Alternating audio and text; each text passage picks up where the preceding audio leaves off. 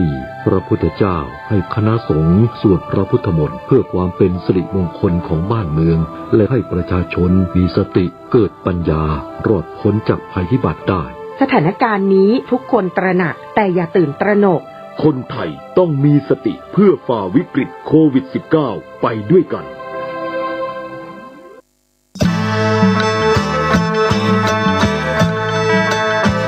ออกพรรษาถวายผ้ากฐินทานสืบสารพุทธประเพณี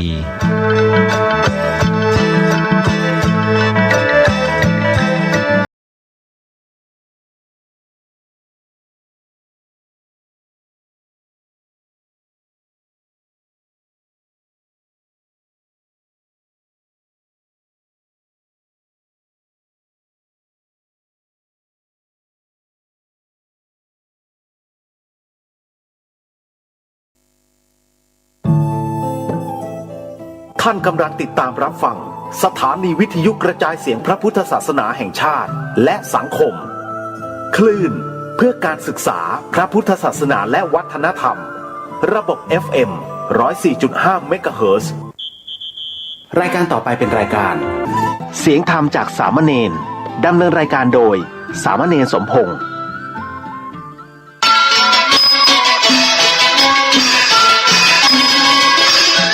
ถ้าโลกนี้มีธรรมประจำที่เมื่อทำดีจะไม่ดีมีที่ไหนมีสุขบ้างทุกข์บ้างช่างประใดเป็นวิสัยของมนุษย์ปุถุชนขอกราบไหว้สาธุบาอาจารย์ทุกท่านขอเจริญพรศรัทธาญาติโยมผู้ใฝ่ในศีลในธรรมทั้งหลายมาแล้วมาแหมแล้วรายการเสียงธรรมจากในน้อยสังเหลือจากวัดประแดงทั้งนี้โดยการนำของท่านพระครูโคสิทธิ์ปริยัติยาภรณ์เจ้าวัดวัดประแดงเจ้าคณะตำบลสุเทพเขต 1เป็นประจำทุกวันพุธจาก 10 โมงจนถึง 11 โมงโดยประมาณดำเนินในการโดยอาตมาภาพสามเณรสมพงษ์นั่งดำเนินในการอยู่ที่วัดประแดงส่งเสียงมายังสถานีวิทยุ FM 104.5 ของวัดประหินซึ่งทางวัดประหินก็มีท่านพระครูสมุวิสุวัตรวรกิจโจในสถานีและเจ้าวัดวัดประหินหลายปีดีดักที่ครูบาอาจารย์เปิ้นเมตตาตุมาภาพได้ให้โอกาสตุมาภาพได้ฝึกได้หัดในการนำเนินรายการวิทยุซึ่งอย่างที่บอก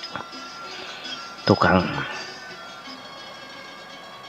ตมาภาพได้รับความเมตตาจากครูบาอาจารย์โดยเฉพาะท่านพระครูโคสิทธิ์ปริยัติยาภรณ์เจ้าวัดวัดประแดงเป็นรูปแรกที่ได้ให้โอกาสตมาภาพเมตตาตมาภาพสั่งสอนมาโดยตลอดทุกวันญาติโยมทั้งหลาย 4 โมงแมลงตมาจะเอาเทปที่บันทึกไว้ส่งเป็นทาง Messenger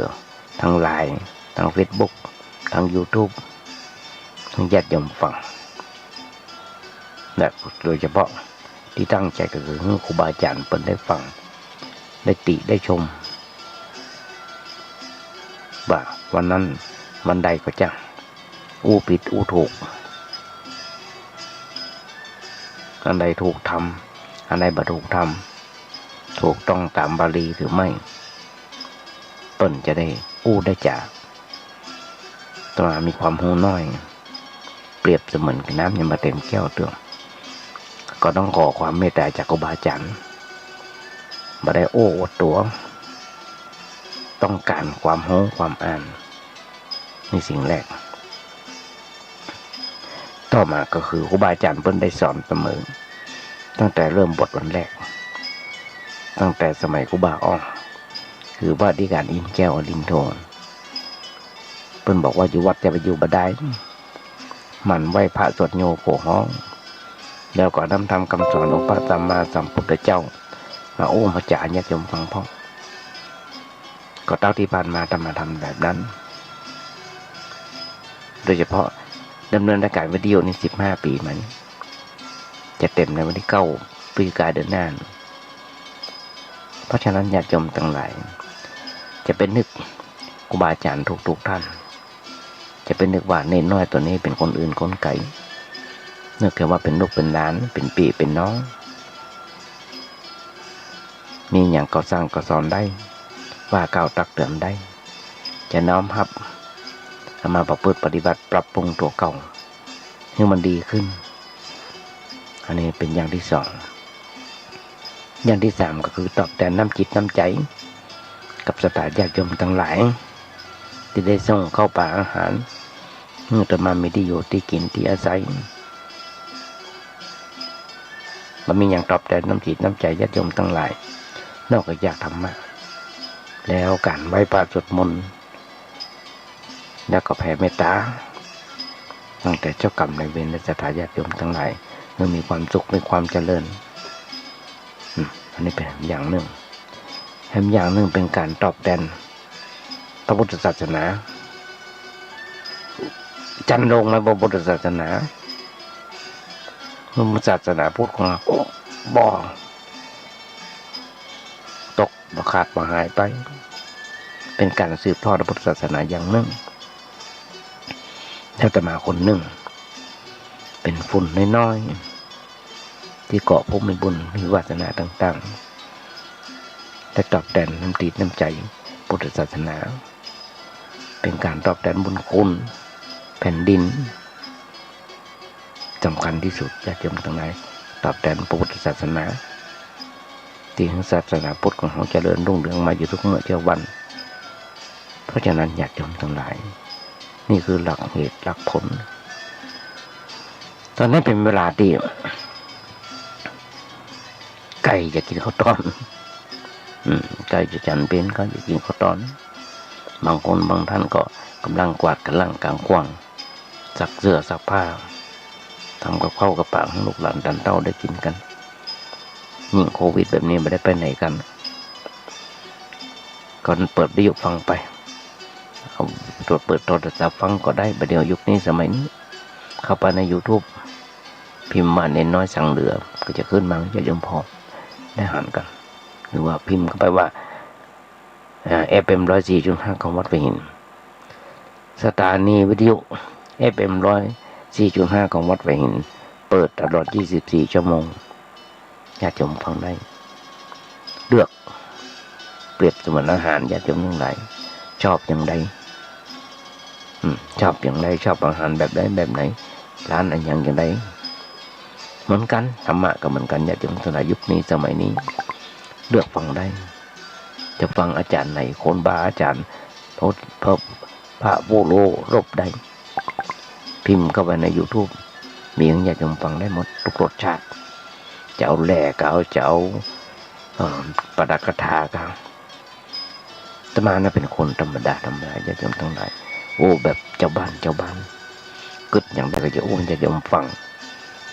ชอบอ่านหนังสือชอบฟังครูบาอาจารย์หลายรูปด้วยกันก็เก็บจดแล้วก็มาเก็บมาไว้แล้วก็มานั่งนั่งจ่ายญาติโยมฟังญาติโยมทั้งหลายบางคนบางท่านหลายวันละที่ญาติโยมได้หยุดงานกันหลายคนก็ได้จักชวนกันเข้าวัดเข้าวาศาสนาต่างๆหาความสุขทางกายหาความสุขทางใจด้วยความสุขทางใจโดยการศึกษาธรรมะซึ่งเป็นเรื่องจำเป็นสำหรับชีวิตของเราทุกคนที่ได้ปฏิบัติเป็นประจำอยู่แล้วย่อมรู้สึกว่าธรรมะเป็นอาหารทั้งใจอันประเสริฐอย่างดีถ้ามาเกิดความสงบความเยือกเย็นสามารถที่กำลังต่อสู้สามารถมีกำลังต่อสู้กับอุปสรรคอันเกิดขึ้นในชีวิตประจำวันของเราเพราะฉะนั้นญาติโยมทั้งหลายได้ปฏิบัติอย่างกันเป็นปกติธรรมดาตลอดมา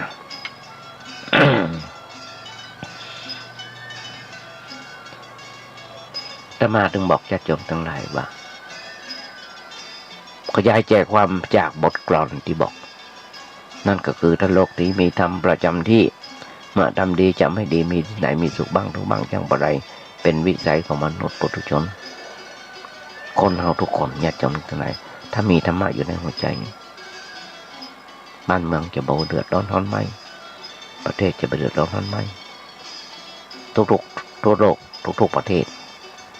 แต่เอาขาดธรรมะกันญาติโยมทั้งหลายเพราะฉะนั้นบางเปิ้ลมีบางเปิ้ลว่าบางคนบางท่านฟังมาหลายปีแล้วแต่ก็ยังฟังมาเลิกยังมาได้ยังกัดฟังเพราะอย่างเพราะว่าเปิ้ลถือว่าธรรมะเป็นอาหารที่คนจะมากินกันทุกวันทุกมื้ออาหารหนักกว่าอาหารไก่ทำซ้ำไปอาหารไก่ทำซ้ำเขากินนักกินหนาหนักหนาปลาปั้นที่ว่าหนักหนาปลาปั้นบางวัน3 มื้อ 4 มื้ออย่างน้อยน้อยสำยิ่งกินหมูจักบอกโดยเฉพาะเมืองไทยของเนี่ยประเทศไทยของเนี่ยอย่าจมทั้งหลายมีอาหารค่อนข้างจะสมบูรณ์การกินการอยู่อาหารรอเลี้ยงร่างกายไม่ได้ทำกันอยู่นักหนาปลาปั้นแต่ว่าอาหารรอเลี้ยงใจจิตใจนะแต่มารู้สึกว่ามันจะน้อยไปบางคนร่างกายแข็งแรงเติบโตดีแต่จิตใจค่อนข้างอ่อนแอพอค่อยจะมีกำลังต่อต้านกับอุปสรรคกับปัญหาต่อชีวิตกระทบกระเทือนอย่างน้อยนิดหน่อยก็วันไหวไปกับสิ่งที่มากระทบเพิ่นพอหน้าไปแล้วก็จะฆ่าเพิ่นละก็จะฆ่าก็จะแกล้งกันละพอหน้ากันมาแล้วก็ฆ่าก็แกล้งกันหันได้อยู่ทุกเมื่อเจ้าบัญญัติอยู่ตรงไหน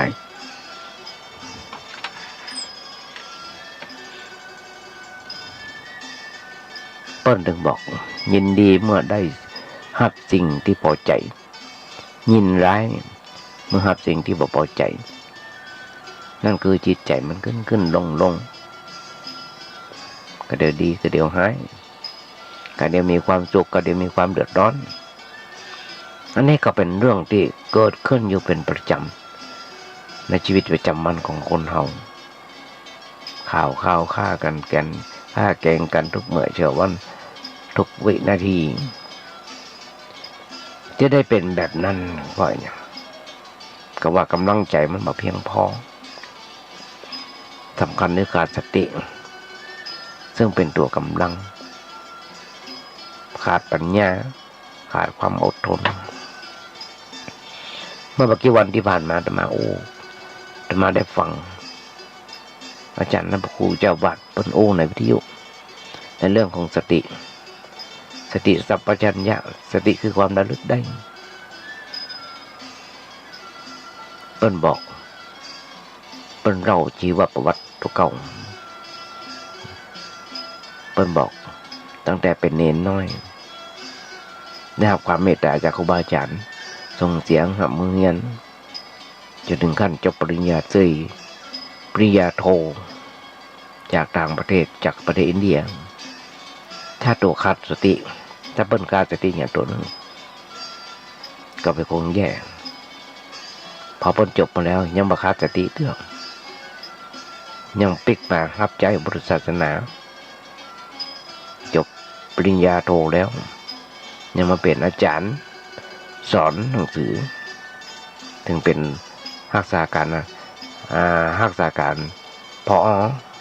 ที่มหาวิทยาลัยวัดสุนดอกได้ทำหลายอย่าง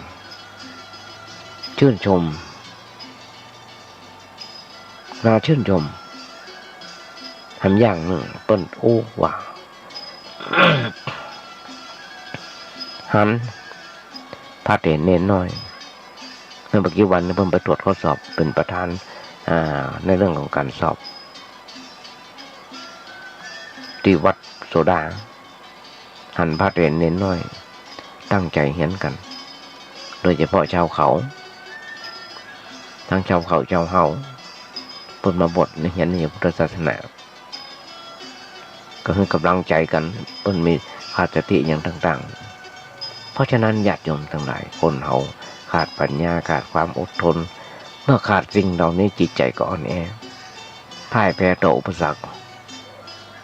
สิ่งขัดข้องได้ง่าย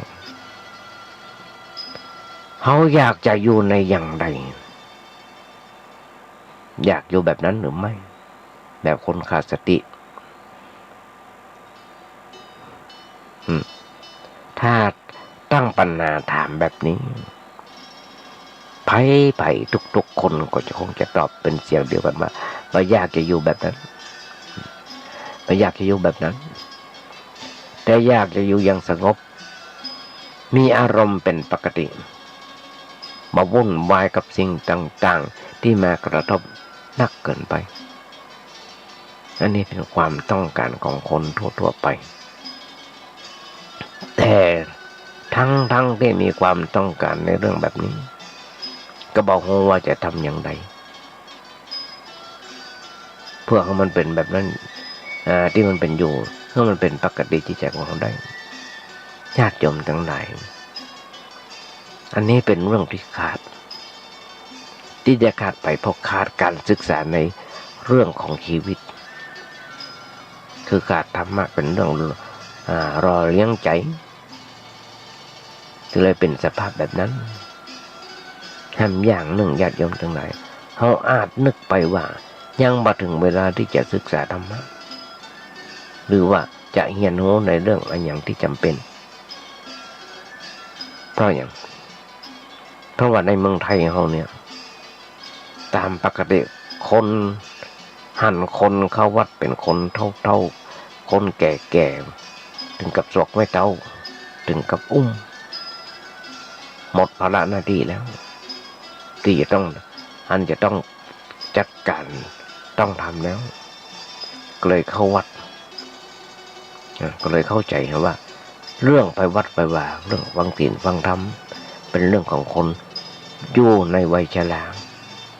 ไม่ใช่เรื่องของคนที่อยู่ในวัยชกันที่กำลังต่อสู้กับปัญหาชีวิตการกึศแบบนี้ญาติโยมทั้งหลายผิดมันตั้งแต่แรกแล้วผิดมันตั้งแต่แรกนับว่าห่างไกลเกินไปผิดห่างไกลและวิธีการที่ทำกันอยู่ในบ้านเฮานั้นความคิดยังไม่ถูกต้องญาติโยมทั้งหลายการมาวัดนั้นไม่ใช่เรื่องของคนเฒ่าคนแก่แต่เป็นเรื่องของคนที่ต้องการความสงบทางใจต้องการความมั่นคงทางด้านจิตใจเพราะว่าเขาอยู่ในวัยไหน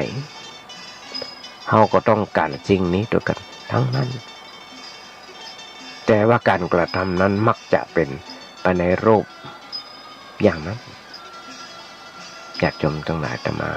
คนหนึ่งขอแนะนำว่าเขามาปฏิบัติเขามาปฏิรูป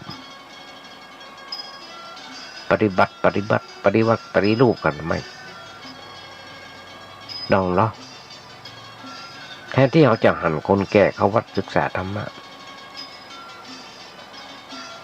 เขาควรที่จะเอาคนที่อยู่ในวัยหนุ่มวัยชะกันวัยกลางคนเข้าวัดกันเนี่ยพ่อเพราะว่าคนที่อยู่ในวัยหนุ่มวัยชะกันนี่แหละมันจะเป็นหลักสำคัญอันอย่างสำคัญของสังคมไทยในการต่อไปถ้าจิตใจของเรามั่นคงขาดกำลังเป็นเครื่องหล่อเลี้ยงถ้าจิตใจของคนเราบอกมั่นคงขาดกำลังหล่อเลี้ยงขาดกำลังเป็นเครื่องหล่อเลี้ยงการปฏิบัติกิจในหน้าที่จะเอาดีได้อย่างไรเขาก็จะหันได้ญาติโยมทั้งหลายในข่าวหลายๆวันที่ผ่านมา10 ลุม 1 6 ลุม 1เดือดร้อนทนไม่ในเบนหนุ่มวัยชะกันทั้งนั้นท่านก็ญาติโยมทั้งหลายอย่างแม่ หัวหน้าแชร์ปัจจุบันที่ผ่านมามีอายุเป็นแค่25แต่ทำให้คนเสียหายหลายล้าน50-60 ล้านน่าจำลองขึ้นก่อนนะน้าอ้อนบางคนยังเรียนอยู่ในมออยู่มศอยู่ยังเรียนชั้นมัธยมอยู่ สามารถโกงได้เป็น100 ล้านตั้งแชร์นมแชร์นั่นแชร์นี้นั่นก็ญาติโยมทั้งหลายอันเนี้ยมันเป็นเรื่องคนที่มีความเกี่ยวข้องกับการงานต่างๆมีความเกี่ยวข้องกันนักๆกับคนหมู่มากย่อมจะพอหันด้วยตัวเขาว่าคนที่ปฏิบัติอยู่ไปปฏิบัติงานอยู่ในหน้าที่ประจำวันนั้นประจำนั้นจะมีการขาดอะไรอย่างบางสิ่งบางอย่าง อย่างเมื่อกี้วันที่ผ่านมาญาติโยมทั้งหลายจากต่างประเทศได้โทรศัพท์มาทางช่องสถานีโทรทัศน์เกือบจะทุกสถานีโดยเฉพาะอมรินทร์ขอความช่วยเหลือว่าถูกเขาถูกหลอกไปทำงานต่างประเทศหันอยู่ว่า14-15 คนแล้วอ่อนยังไม่ถึง20 เดือนจะได้ทำงานจะได้เงินเดือน30,000-40,000ญาติโยมทั้งหลายเงินงานอันอย่างที่ทำงานได้เงินเดือน30,000-40,000แบบนั้นแล้วอ่อนบางทีอายุบางทีมากน้อยหลายสิ่งหลายอย่างถูกหลอกถูกต้มเพราะฉะนั้นญาติโยมทั้งหลายอันนี้เป็นเรื่องที่เกี่ยวข้องกับการกับงานต่างๆโดยเฉพาะกับคนหมู่มากที่เป็นเรื่องสำคัญที่สุดได้เกิดปัญหาได้เกิดเป็นปัญหาความวุ่นวายด้วยอาการต่างๆนั่นแหละคือหลักคือขาดธรรมะบ่ได้สนใจที่จะมารับฟังสิ่งที่เป็นประโยชน์เราควรจะได้เปลี่ยนแปลงนำคนหมู่นี้เข้าวัดเข้าวางคล้ายๆกับคนป่วยที่เราควรจะนำมารักษาถ้าคนบาดเจ็บบาดป่วยบ่ต้องรักษาก็ไม่จำเป็นเพราะว่าคนป่วยนั้นอากาศมันหนักเราก็ต้องฮือยารักษากันไปตามเรื่องเหมือนกันคนป่วยทางกาย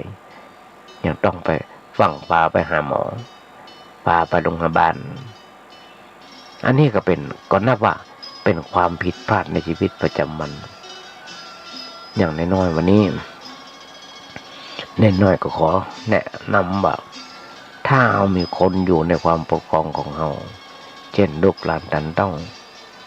ถ้าหันว่ามันมีอาการผิดปกติทางจิตใจ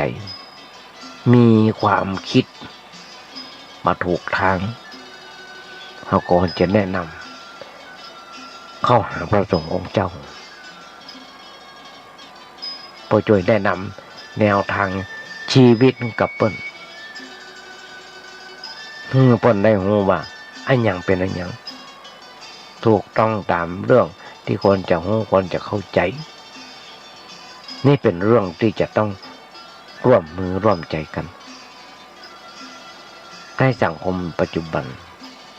ยุคปัจจุบันนี้นะถ้าเราบ่ทำอย่างนั้นกว่าเรานั้นจะเป็นคนแก่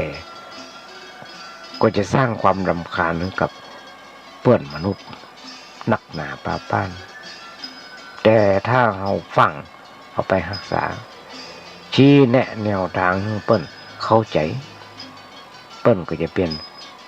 นเข็มชีวิตได้จะมาพูดหนึ่ง ที่ได้หันครูบาอาจารย์ อย่างเช่นพระอาจารย์พระพยอมหลวงพ่อปัญญาได้ทำหลายๆรูปโดยเฉพาะท่านมหาสมปองระดับปุตโตแล้วก็ท่านมหาไพบัลย์ที่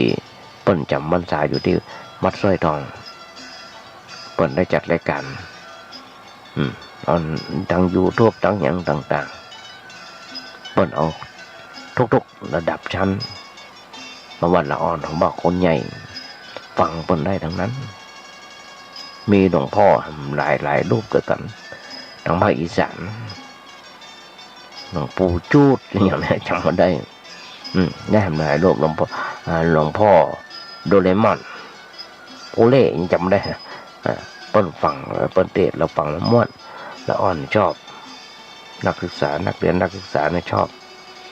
เข้าวัดเข้าวาไปฟังธรรมกับเปิ้นญาติโยมทั้งหลายนี่แหละที่สังคมต้องการให้ละอ่อนเนี่ยเข้าวัดเข้าวาอาบน้ำฟังธรรมปกติของคนเฮาทั่วๆไปนั้นความจริงแล้วเป็นผู้ที่ต้องการทำดีทำถูกด้วยกันทั้งนั้นบ่มีไผที่จะทำสิ่งชั่วร้ายแต่ที่ได้ทำลงไปนั้นเพราะเรื่องบ่เข้าใจต้นสำคัญว่าการกระทำแบบนั้นเป็นความเก่งเป็นความกล้าหาญอย่างตะว่าวันซืน6 ลุม 1นะตายพิหาร2บาดเจ็บเป็น1เดือม3 คนไอ้คนปาไปหลบมันโดนเสียง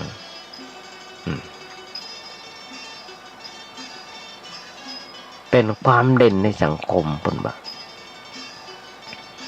เลยก็ทำไปเรื่อยไปจนชินชากับการกระทำแบบนั้นแล้วเลิกบ่ได้อันนี้เพราะอย่างก็เพราะว่าความเข้าใจผิด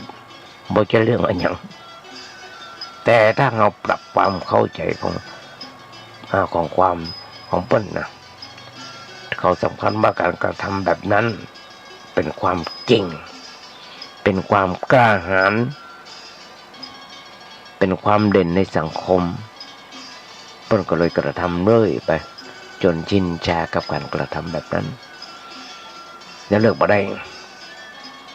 อันนี้ก็เพราะว่าความเข้าใจผิดไปจะเรื่องอะไรอย่างแต่ถ้าเราปรับความเข้าใจ เมื่อเจ้าคงได้ไปเมื่อเข้าใจคงจะมาตั้งต้นไปในทางที่ชั่วต่อไปโดยเฉพาะละอ่อนที่เรากำลังทำความเข้าใจแล้วว่าที่เราทำความเข้าใจเปิ้นจะรับได้ง่ายกว่าเพราะละอ่อนนั้นเป็นเปิ้นพร้อมอยู่เสมอที่จะทำอันอย่างในทางที่ถูกที่ชอบและเปิ้นอยากจะให้ผู้ใหญ่ชมเชยในเรื่องเกี่ยวกับคุณงามความดีถ้าเฮาหันเปิ้นทำดีเฮาก็ชมเปิ้นอย่างน้อยแนะนำยกเปิ้นให้กำลังใจเปิ้นจะได้คิดจะได้มีกำลังใจต่อปฏิบัติกับลูกของตัวหรือคนที่เกี่ยวข้องกับละอ่อนที่คนกระทำแบบนั้นเฮาอย่าเข้าใจไขว้เขวในเรื่องธรรมะอย่าหันธรรมะบ่จำเป็นอย่าหันว่าธรรมะบ่จำเป็นอย่าหันว่าศาสนาศีลธรรมของเก่าเรื่องล้าสมัยบ่จำเป็นจะต้องไปใจในยุคนี้จะเกิดอะไรอย่างจะเกิดนักขึ้นอันนี้เป็นเรื่องที่น่าเกิดญาติโยมทั้งหลายเพราะอย่างที่อาตมาเคยโจรผู้ร้ายมันมาทั้งหันตัวและมาหันตัวที่มาหันตัวนั้นมาในทางดิจิตอล ทาง Facebook ทางไลน์ทาง YouTube Messenger ส่งมาให้เราทุกคนโดนเหมือนกันมาเมาเยาวชนนั่นคือเกมออนไลน์เกมการพนันเนี่ยเมื่อกี้วันที่ผ่านมามีดอนคณะจำมาได้นะคณะอันอย่างก่อนเนี่ยปีซี่แล้วจะจบแล้วแต่เมาไปเล่นการพนันออนไลน์เลยเป็นหนี้เป็นสินต้องไปจี้ไปปล้นเบิ้ลส่วนจะถูกตกติดคุกและหลายคนญาติโยมหลายที่เราได้หันกันข่าว3 วัน 4 วันที่ผ่านมาทำให้เกิดความเดือดร้อนร้อนไหมญาติโยมทั้งหลายเพียงแต่ว่าบางคนนะญาติโยมทั้งหลายเรื่องผิดเปิ้นอาจจะคิดเป็นเรื่องทุกข์ไปก็ได้เรื่องยุติธรรมไปอย่างก็ได้ฟังดอนบางกลุ่มบางพวกนั่งอู้กันนั่งสนทนากันอาตมาก็ไปนั่งฟังเฉยๆกับว่าอย่างมาแสดงความคิดเห็นอะไรอย่างเพียงแต่ว่าเป็นผู้รับฟังแต่ว่าฟังแล้วก็เกิดความรู้สึกขึ้นในใจในเรื่องเกี่ยวกับปัญหาต่างๆอันนี้หลายเรื่องหลายอย่างทำให้เกิดความคิดขึ้นว่าคนที่อู้นั้นหรือหมดนั้นยังมาเป็นตัวเองแท้แต่ว่ามีความคิดหันผิดไปในทางเรื่องต่างๆเช่นว่ามีความหันเข้าข้างตัวมีความหันเข้าข้างพรรคพวกของตัวแล้วก็คิดว่าคนอื่นกระทำบ่ถูกบ่ต้องบ่ยุติธรรมอะไรอย่างต่างๆนานาอันนี้คิดผิดมากๆทำไมถึงได้คิดผิดไปในแบบนั้นก็เพราะว่ามันมามีอันอย่างเป็นฐานมันมีอย่างเป็นฐานอยู่ในใจอย่างนึงแหละฐานที่อยู่ในใจสำคัญก็คือความหันผิดแก่ตัวนี่เองความหันแก่ตัวนี่เองไอ้ความหันแก่ตัวเนี่ยญาติโยมทั้งหลายจะมาอู้บ่อยๆจะมาอู้บ่อยๆอัตตาหิอัตโนนาโถตนแลเป็นที่พึ่งของตนอู้อันยังก็มักจะวกไปสู่เรื่องนั้นๆต้นหอมว่าความหันแก่ตัวเพราะว่าเรื่องนี้เป็นเรื่องสำคัญเป็นฐานของสิ่งทั้งหลายทั้งด้านดีและด้านเสียถ้าโอ้ในด้านเสียแล้วความหันแก่ตัวนั้นเป็นปัจจัยสำคัญที่จะทำให้คิดผิดไปแล้วก็ให้โอ้พูดผิดไปให้กระทำไอ้อย่างต่างๆไปในทางที่ผิดเสียหายเป็นที่เสียหายท่านเพราะฐานที่มีความคิดมีความหันแก่ตัวเกิดขึ้นก่อนแต่ถ้ามันมีความหันแก่ตัวมีความหันในด้านธรรมะจริงแล้วเรื่องผิดมันก็คงบ่เกิดเพราะธรรมะนั้นจะช่วยให้เกิดความคิดหนักที่ถูกที่ชอบตรงตามเป้าหมายแต่พอมีตัวเข้ามาเกี่ยวข้องคิงรู้จักหาก่อมาเปาะหาเป็นไผ ความคิดที่ผิดเกิดโดยขึ้นมาญาติโยมทั้งหลายจะยกตัวอย่างให้ฟังสักเรื่องหนึ่งจะหันได้ง่ายว่าเช่นว่านายกเนี่ยเป็นอยู่กับใครคนใดคนหนึ่งแล้วคนนั้นไปกระทำอย่างสักอย่างซึ่งคนส่วนมากก็หันว่ามันทำมาถูกบ่เหมาะบอกคนกระทำต่างๆแต่ว่านายกบอกคิดแบบนั้น บ่ได้พอหันจังนั้นกลับโอ้ว่าคนนั้นหรือว่านายกรนั้นเป็นคนที่ดีอย่างนั้นดีอย่างนี้หลายอย่างดีหลายประการแต่ว่าฟังพอแล้วเรื่องดีของส่วนรวมเป็นเรื่องที่เฉพาะคนนั้นเช่นนายกยุคนี้ตอนนี้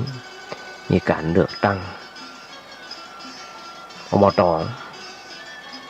ในเมื่อกี้วันเคยเลือกตั้งสส.ฟังไว้เด้อนายกได้รับความอุปถัมภ์ค้ำชูจากคนนั้นในเรื่องต่างๆนานาเจ็บไข้ได้ป่วย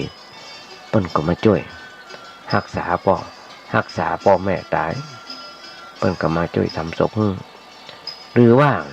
มีความทุกข์ความเดือดร้อนก็ล่นไปหาเปิ้นก็จุเปิ้นก็ให้ความช่วยเหลือเกื้อกูลต่างๆนั้นเป็นเครื่องมัดจิตใจในก่อมีความคิดมีความฮักมีความเคารพต่อบุคคลนั้นแต่ว่าบ่ได้คิดไปถึงว่าสิ่งที่เขาได้มันเป็นเรื่องของปัจเจกชนปัจเจกบุคคลเฉพาะบุคคลเฉพาะคนนั้นหรือว่าในวงตระกูลนั้นหรือเป็นเรื่องของมหาชนบ่ได้คิดอย่างนั้นบ่ได้คิดถึงเรื่องอย่างนั้นคิดเพียงแต่เรื่องเดียวอย่างเดียวมาเปิ้นดีต่อตัวเก่าอย่างนั้นดีตัวเก่าอย่างนี้ส่วนที่เปิ้นกระทำลงไปนะในเรื่องที่เป็นความผิดความเสียหายนั้นเปิ้นพอบ่หันทำไมถึงพอบ่หันญาติโยมทั้งหลายก็เพราะว่าอคติเข้าครอบงำอคติเนี่ยเป็นความลำเอียงเกิดขึ้นเมื่อใดก็ได้ที่ไหนก็ได้นั่นคือความเบี่ยงพอฮัก ต้นน้อมว่าฉันทคติลำเอียงความลำเอียงพอชังต้นหอมว่าโทสะคติพอลำเอียงความลำเอียงพอกลัวท้องว่าพยาคติความลำเอียงพอกเขาต้นหอมว่าโมหคติอคติสี่อย่างเนี่ยบอกว่าตัวใดตัวหนึ่งถ้าเกิดในใจของบุคคลใดแล้ว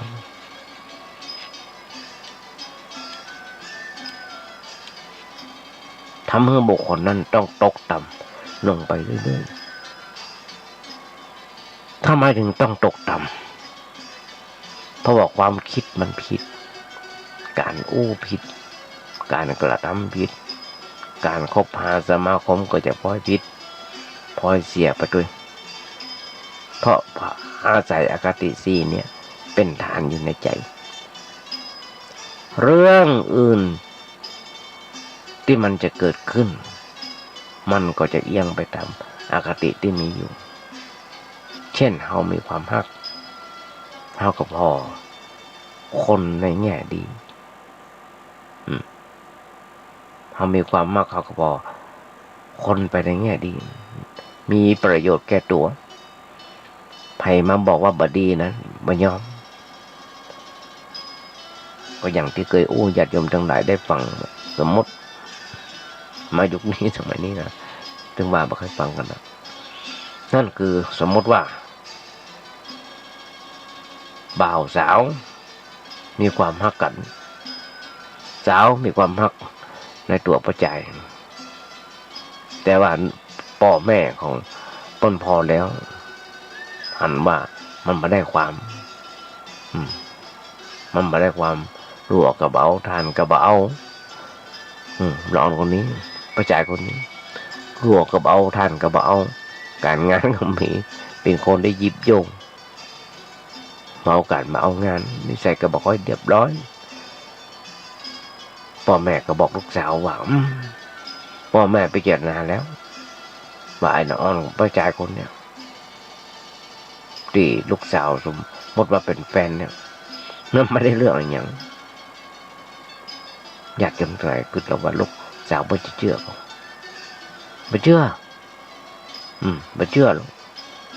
หาว่าพ่อแม่รังเกียจเดียดฉันจังเปิ้นแบบนั้นจังเปิ้นแบบนี้มาชอบแล้วก็โอ้อย่างนั้นอย่างนี้เปิ้นพ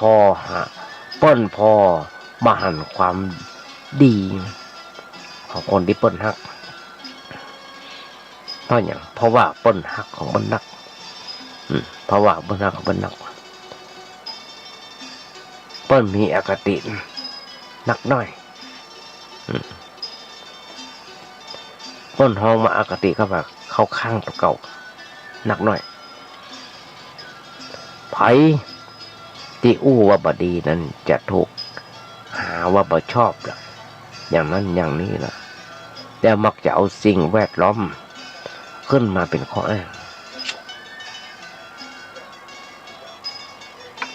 มันเป็นข้ออ้าง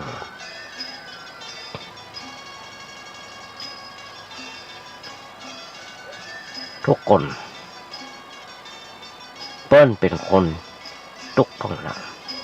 เปิ้นมันมีเทือกเขาเรากอพังหลังเปิ้นเป็นคนอย่างอันนี้เอามาอ้างในอย่างต่างๆนานามันยอมรับความจริง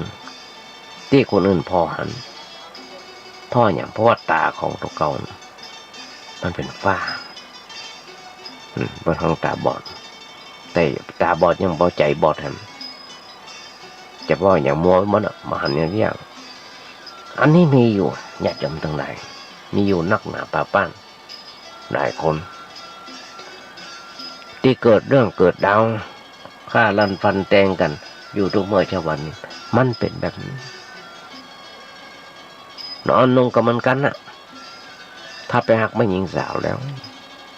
ถ้าใครไม่ชอบมาหันตัวก็คัดค้านเนี่ยไม่ยอมได้เดียวป้นจะต้องหักของเปิ้นป้นหักของเปิ้นจนกระทั่งจะได้สมใจนะหรือว่าจะกระทั่งความเสียหายมันเกิดขึ้นแล้วถึงเพราะว่าอ๋อนี่มันหลงผิดไปแล้วแต่ว่ามันหลงผิดไปแล้วมันขาดทุนขาดไปเท่าไรบอกหรอกอันนี้เป็นตัวอย่างหันได้กันง่ายๆจะวินิจฉัยเรื่องอะไรอย่างนั้นอย่าวินิจฉัยโดยถือเอาตัวเป็นตัวใหญ่เป็นใหญ่ก็ไม่ได้ญาติโยมจะหันได้จากข่าวคราวอยู่ทุกเมื่อเจ้าวันตอนนี้น้องสาวคนนั้นยังมาออกจากโรงพยาบาลเจ้าเลยนั่นเป็นลุมตบลุมทำร้ายร่างกายเปิ้นยูเอาเปิ้นไปตบไปอย่างในรถแล้วเปิ้นไปปล่อยจนถึงรักษาโรงพยาบาลเป็น10 วัน20 วันก็ยังไม่หายเด้อต้องมาแปลงมาเปลี่ยนโฉมหน้าใหม่ต้องศัลยกรรมหน้าใหม่ไว้หน้าใหม่ครับทางก็ยังมันจะเกิดเรื่องอะไรอย่างแย่งกันแย่งปัจจัยแย่งปัจจัยญาติโยมลองตึกก่อนนะทำไปทำมาปัจจัยไปเลือกใครสักคนจะหันได้ตามข่าวเขาตามหนังสือพิมพ์ตามทีวีในเฟซบุ๊กต่างๆจะหันได้ทุกเมื่อเช้าวัน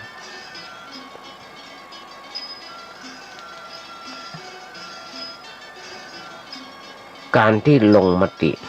แบบนั้นที่บอกก็มีฐานมาจากว่าตัวบ่ชอบน่ะคือตัวความหันแก่ตัวการหันแก่ตัวอย่างหนึ่งเหมือนกันไอ้ความชอบนั้นก็คือความหันแก่ตัวเหมือนกันนั่นแหละตัวพอใจตัวเปิงใจก็ว่าดีแต่เอาตัวเข้ามาเกี่ยวข้องแหมอย่างนึงในแบบนึงมาฉันบ่ชอบเฮาบ่พอใจเปิ้นทำอะไรอย่างบ่ถูกอารมณ์ของฉันเฮาก็เกิดโทสะคติคือความลำเอียงเกิดขึ้นทันทีว่าคนนั้นใจบ่ได้การกระทำอย่างนั้นบ่ถูกต้องแม้จะถูกก็ไม่ยอมรับว่าถูกแต่ถ้าผิด ก็เอาเลยถ้าผิดก็เอาเลยล่ะป้นหอมว่าได้ทีขี่แพะไล่ได้ทีขี่แพะไล่เลยทีเดียวญาติโยมมีเฮือหันได้อยู่ทุกเมื่อเจ้าวันอันนี้อยู่มีอยู่เหมือนกันนะป้นหอมว่าลำเอียงเพราะชังลำเอียงเพราะชังกันลำเอียงเพราะกลัววินิจฉัยอันอย่างบางเรื่องเนี่ยกลัวอิทธิพลเปิ้ลเขาจะหันได้ทุกเมื่อเจ้าวันกลัวพักบวกเปิ้ลกลัวอำนาจกลัวความเป็นใหญ่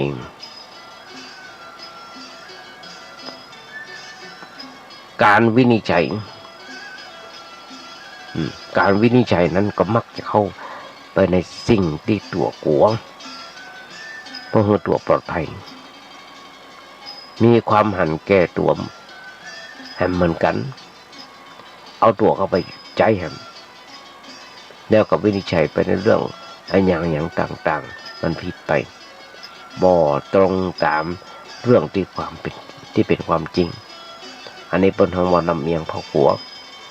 ส่วนลำเอียงเพราะความหลงนั้นคือบอกหัวอย่างเลยบอกเข้าใจไอ้อย่างบ่มีปัญญาบ่มีเหตุบ่มีผลได้ยินเปิ้นว่าอย่างใดก็ว่าไปโดยเปิ้นเป็นสีแก้วพลอยลุ้งไปกับเปิ้นไอ้แสงของตัวบ่มีสักน้อยเปิ้นหอมเกาะกระแสคนดังอย่างเนี้ยเปิ้นหอมว่าโมหคติคนเฮามีอคติอย่างนี้แล้วมันก็ค่อยเขวไปตอนนี้ทีนี้คนนั้นเป็นไผคนนั้นเป็นไผก็มักจะใช้ความลำเอียงของตัวนั่นแหละไปทำเรื่องไปทำในเรื่องนั้นเรื่องนี้ต่อไปเพื่อเกิดความเสียหายไปหลายจริงหลายอย่างการวินิจฉัยอันอย่างว่าดีว่าถูกว่าชั่วว่าบ่ชั่วอย่างเนี้ยจะเอาอคติมาใช้บ่ได้เขาจะต้องวินิจฉัยความเป็นธรรมต้องเอาอันอย่างหลายอย่างเข้ามาประกอบเช่นว่าเอาศีลเข้ามาเป็นหลักวินิจฉัยศีลห้าเนี่ยญาติโยมทั้งหลายบ่จบบ่ต้องเอาอันอย่างนักหนาปาปานเอาศีลทั้ง5ข้อเนี่ยมาวินิจฉัยกันก่อนซึ่งการกระทำนั้นจะดีหรือชั่วจะเป็นความผิดพลาดความเสียใจหรือไม่ศีลห้ามีอย่างพอส่วนมากเฮาปอหูกันอยู่แล้วคือการบ่ฆ่ากันบ่ลักทรัพย์บ่ลักของกันการบ่ประพฤติผิดหวังในกรรมความมากของชอบของใจกันว่าใจกัน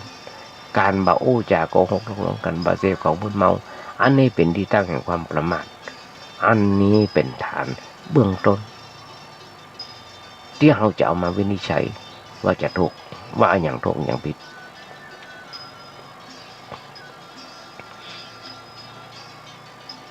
ถ้าสมมติว่ามีการฆ่ากันขึ้นคนที่ถูกฆ่าจะเป็นใบก็ตามผู้ฆ่าจะเป็นใบก็ตามเขาจะวินิจฉัยโดยเอาตัวเขาไปแอบตัวไปได้ถ้าสมมติว่าผู้ฆ่านั้นเป็นหมู่ของเขาคนที่เป็นผู้ฆ่าเป็นพวกของเขาเขาก็อาจจะหาสิ่งแวดล้อมมาอู้จ๋ามาประกอบเรื่องของมันเข้ากันว่าการฆ่านั้นมันจำเป็นต้องฆ่าถ้าบ่ฆ่าบ่ได้อย่าง1 ลุม 6 ลุม 1นั่นแหละวินิจฉัยไปในรูปอย่างนั้นอันนี้บ่ได้วินิจฉัยไปตามมูลฐานมันได้ไปตามมูลฐานแล้วแต่วินิจฉัยโดยอาศัยความฮักความเขาความฮักความเขาเข้าไปใจเพราะคนนั้นเป็นพวกของเขาถึงมาเป็นพวกของเขาก็จังอย่างที่หันญาติโยมทั้งหลายที่สุดศาลจะต้องเป็นผู้ตัดสิน หรือ10 ลุม 1นั่นนะต้องศาลเป็นผู้ตัดสินศาลเป็นผู้นี้วินิจฉัย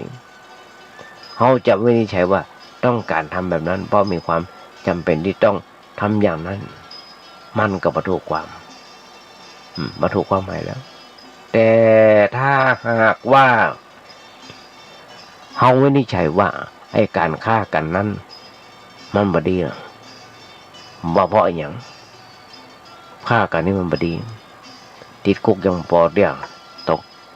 เป็นบาปเป็นกรรมแห่งเฮาก็ต้องว่าคนที่ฆ่านั้นเป็นคนบ่ดี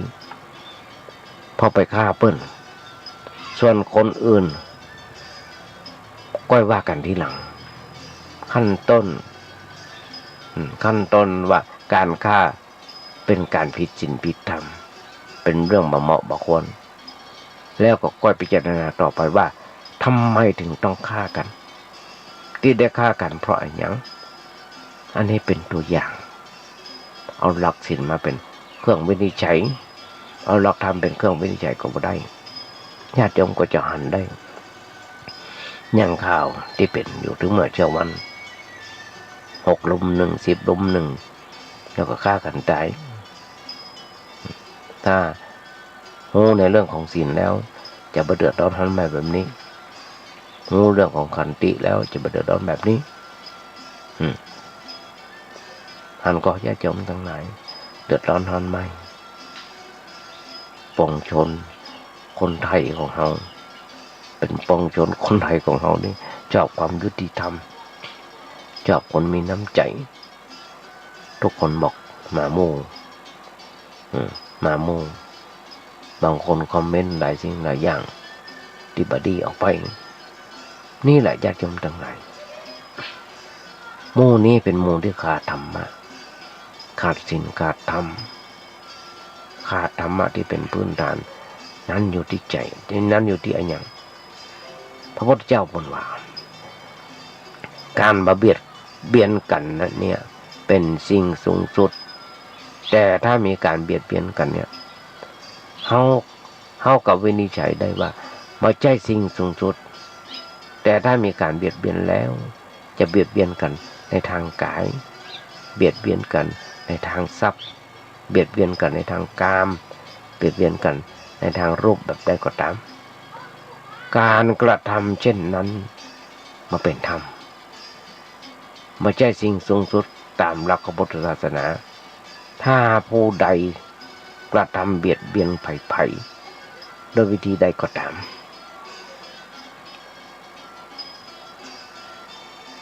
เฮาก็เอาหลักธรรมะของพระพุทธเจ้ามาเป็นหลักมาเป็นฐานแล้ววินิจฉัยตามธรรมะนั้นก็จะพอหันความจริงถูกต้องว่ามันบ่ถูกบอกมันบ่ถูกในการเบียดเบียนกันแบบนั้นส่วนเรื่องอื่นก็ว่ากันทีหลังว่าทำไมต้องเบียดเบียนกันแต่ว่าถ้าอู้กันโดยธรรมะแล้วมันบ่ถูกหรอกแต่ว่าเขาจะให้โอกาสแก้คนนั้นพ่องแล้วก็พิจารณาไปตามสิ่งแวดล้อมสภาพอะไรอย่างก็เป็นอยู่อย่างนี้จะห้องว่าเกิดความเป็นธรรมขึ้นมาแถมอันนึงเป็นเรื่องของบุคคลแล้วก็เข้าไปทำอันอย่างขึ้นมาการกระทำนั้นเป็นเรื่องส่วนตัวก็ได้แต่ว่าเป็นเมื่อทำลงไปแล้วมันกระทบกระเทือนต่อประโยชน์ต่อความสุขของส่วนรวมเฮาจะฮักคนนั้นสักเท่าใดคนนั้นจะเป็นอะไรอย่างกับเฮาก็ตามใจเฮาจะไปโอ้ว่าเขาทำถูกอย่างนี้ก็ได้เขาทำถูกอย่างนี้ก็ได้เพราะว่าการกระทำนั้นมันถูกคนเดียวแต่มันผิดหลายคนมันผิดหลายคนมันตายหลายคนเพราะฉะนั้นญาติโยมทั้งหลายโอ้ยังมาจบเด้อมาเดี๋ยวก็เวลาก็จะหมดแล้วมานั่งดับตาโอ้ญาติโยมทั้งหลายมาจบจังแต่มาต่อกันในวันหลังนะญาติโยมทั้งหลาย ถ้ายังพอมีโอกาสยังมีวาสนาอยู่แต่มาไม่กึดทีหลังมากึดตลอดมากูจะอยู่ถึงรอดพรรษาของฮะยังอยู่รอดพรรษาอยู่เพราะว่า3 วันดี4 วันไข้การเจ็บไข้ได้ป่วยมันเป็นเรื่องของธรรมดาญาติโยมทั้งหลายในท่าแรกการมันนี่เอาละวางไว้เถอะอีกก่อนจะมาขยายใจความแบบที่บอกถ้าโลกนี้มีธรรมประจำที่มาทำดีจะไม่ดีมีที่ไหนมีสุขบ้างทุกบ้างจังปะไรเป็นวิสัยของมนุษย์ปุถุชนก็ขยายใจความให้ญาติโยมฟังได้แบบเนี้ยยังมาจบเรื่องจะต้องมาต่อกันในวันต่อไปเพราะฉะนั้นญาติโยมมุ่งสนธรรมทั้งหลายก่อนจะนำรายการนี้จากไปมาภาพใครเอางานบุญงานกุศลมาอู้อ้อนญาติโยมทั้งหลายได้ฟังกันซึ่งงานแรกญาติโยมทั้งหลายเป็นการทอดกฐินสามัคคีจากคณะวิศวกรรมมหาวิทยาลัยเชียงใหม่ที่จะมาทอดถวายที่วัดประแดงมหาวิหารของเราเพื่อนำสมทบทุนในการก่อสร้างก่อร่างห้างแปลงต่อที่ผ่านมาอย่างที่จะมาได้อู้เอิญญาติโยมทั้งหลายทาง Facebook ทั้งหลายทั้งอย่างต่างๆซึ่งทางวัดประแดงเขาตอนนี้มีการบูรณะซ่อมแซมบันไดหน้ากับกำแพงที่กำแพงเขายังวัดเขายังไม่มีเด้อแต่ตอนนี้มันกำลังมีละเริ่มแปลงมาแล้วหันรูปหันร่างละบันไดหน้าก็ใกล้จะเสร็จแล้วญาติโยมทั้งหลายพยอยากมีส่วนร่วมทำบุญสุนทานด้วยกันก็น้อมเด่นจุนศรัทธาญาติโยมทั้งหลายด้วยโทรศัพท์ไปทำท่านพระครูเจ้าวาดได้เบอร์โทรศัพท์ท่านพระครูเจ้าวาดมีเบอร์อยู่ว่า0818815690